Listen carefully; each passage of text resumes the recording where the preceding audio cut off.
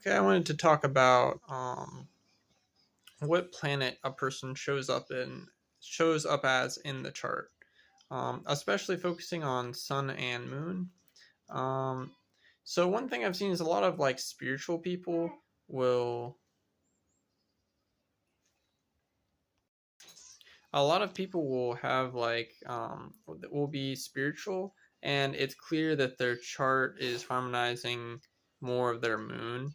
And a lot of times too, I see this with like people who are sort of pseudo spiritual. So this is interesting because I think then astrology sort of validates the way people are in a lot of ways.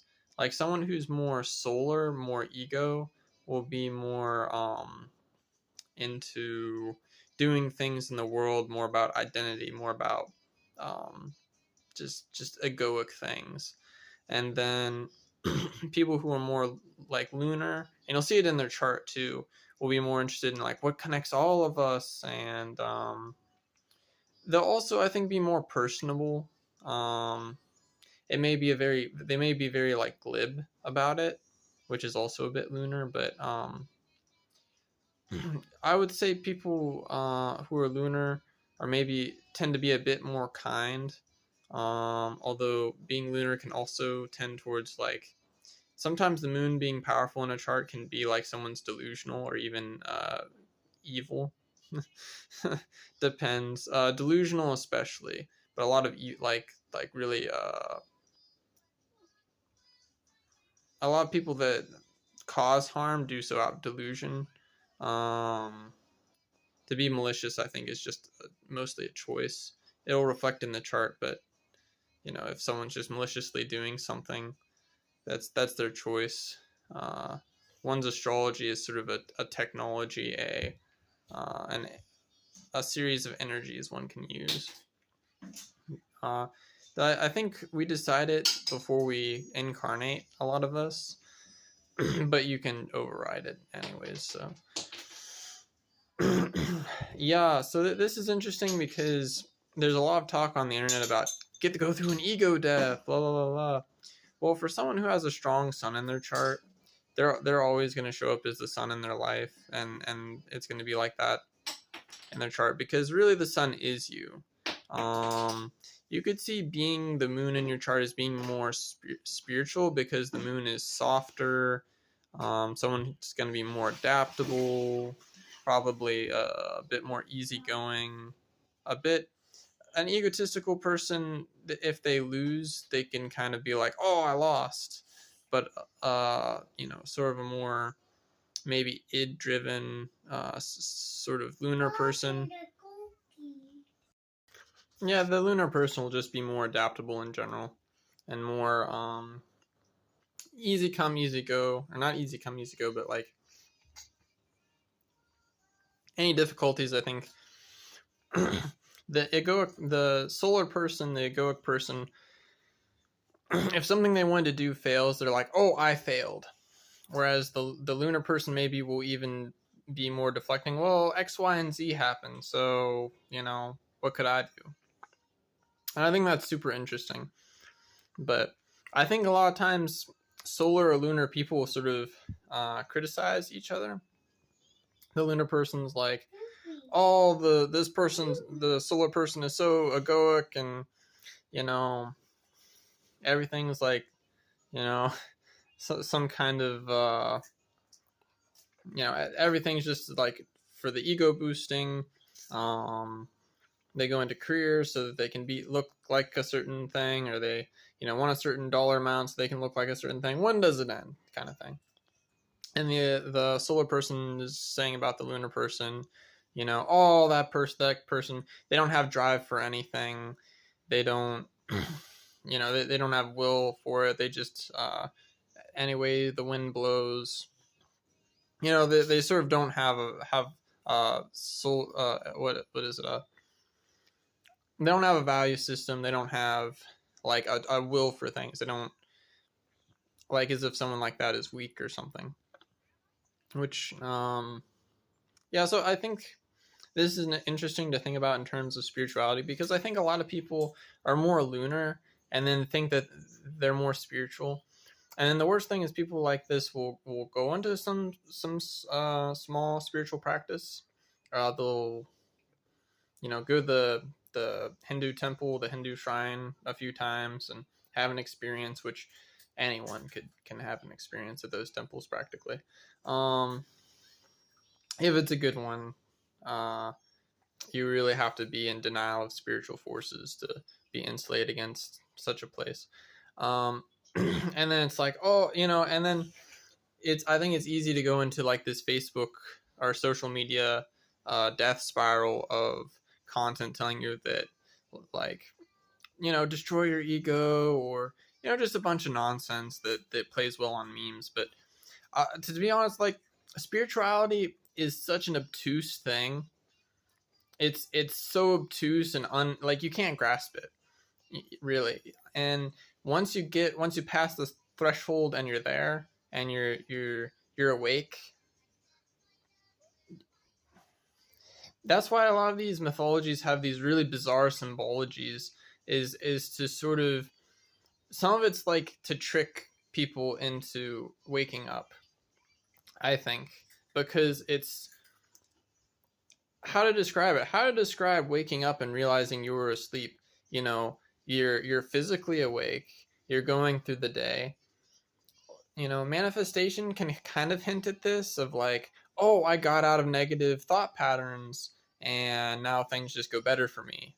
But it's not like, oh, some people make it, oh, I got the car, I got the house, I got the wife, I got all these things.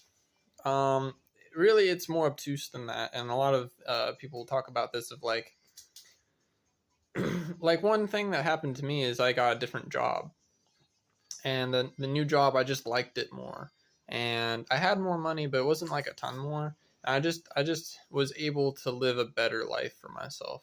So, but that's really just the physical reaction of what's going on inside, right? But you really can't pin that on like a mentality someone has or personality traits.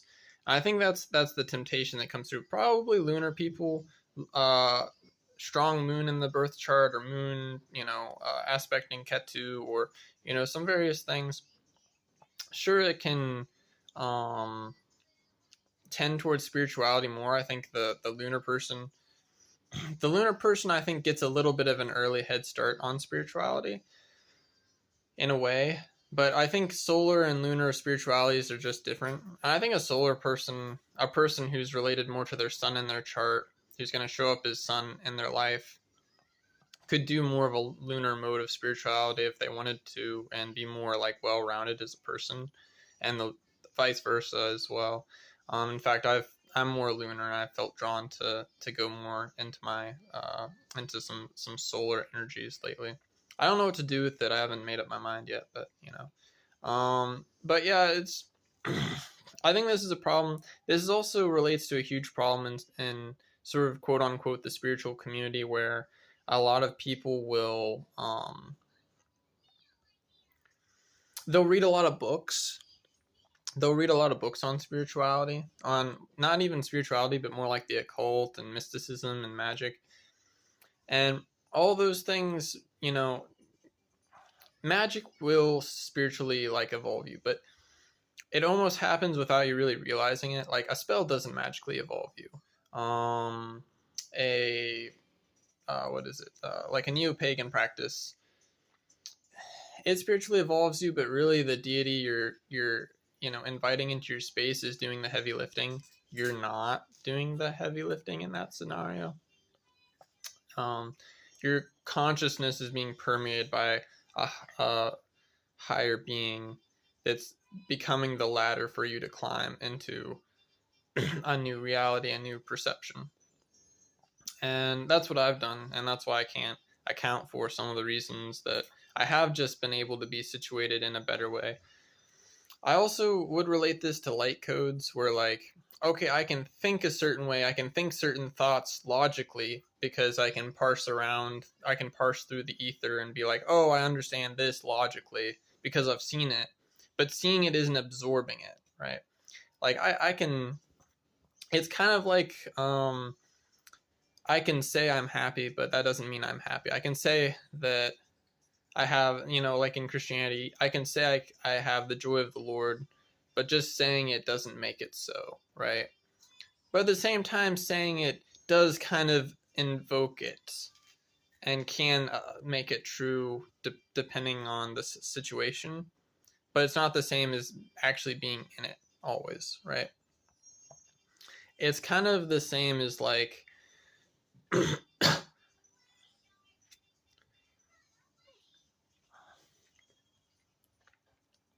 you can kind of read up on something and absorb a philosophy, but that's not the same as like thinking that way and just being in that consciousness. I think that's what like a light code is, and I think that's sort of similar to what invocation does.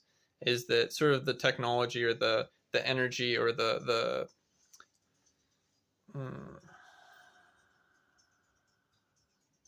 format of who they are, the code of who they are, kind of overwrites onto you, and you couldn't really like logically or emotionally or heal enough to get to where they are.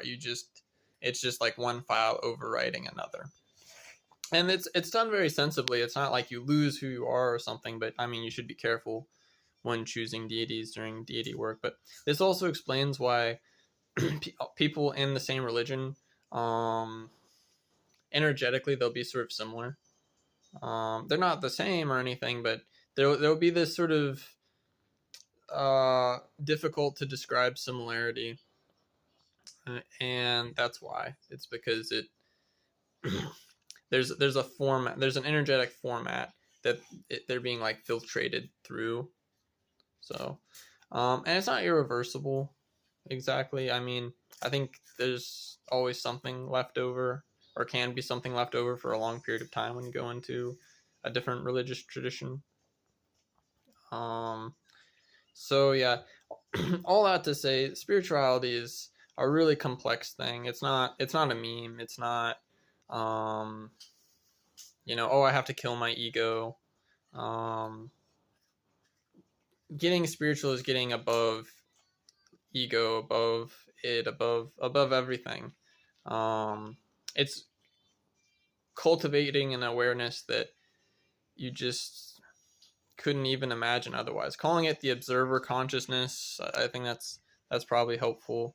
I'm not all the way there yet either, but I've gotten glimpses, especially once I achieved conversation with my holy guardian angel. It's called. Basically, you just interface with your higher self. It awakens a new form of consciousness. That's sort of the symbology of that, of just, gaining more of an awareness of super consciousness or something like that. More of an awareness of that which is sort of divine in the self, that which is sort of manifesting on a high level.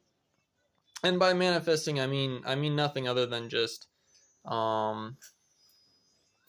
sort of that which is inside us is projecting out and co-creating the shared delusion of reality. But as you gain life force, you can affect it more. So that's more like what spirituality is quote unquote actually about.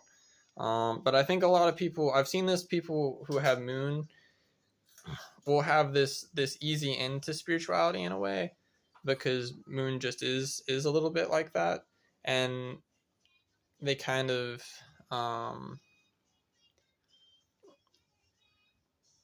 rest on their laurels, I think. So yeah. Anyways,